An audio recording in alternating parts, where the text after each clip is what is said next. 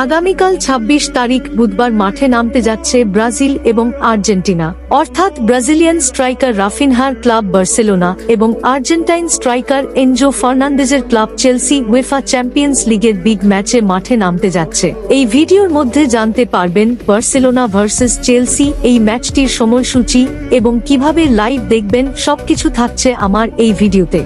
UEFA champions league ইউরোপীয় cup অথবা সংক্ষেপে ইউসিএল নামে পরিচিত হচ্ছে ইউরোপীয় ফুটবল ক্লাবগুলোর মধ্যে 1955 সাল থেকে union of European football association UEFA কর্তৃক আয়োজিত একটি বার্ষিক ফুটবল ক্লাব প্রতিযোগিতা।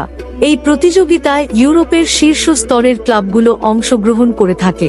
এটি বিশ্বের অন্যতম সেরা ফুটবল প্রতিযোগিতার পাশাপাশি ইউরোপীয় ফুটবলের সবচেয়ে মর্যাদাপূর্ণ ক্লাব প্রতিযোগিতা, যেখানে ইউরোপীয় জাতীয় অ্যাসোসিয়েশন দ্বারা আয়োজিত জাতীয় লিগের বিজয়ী দল, কিছু ক্ষেত্রে রানার আপ বা তৃতীয় স্থান অধিকারী দল অংশগ্রহণ করে থাকে।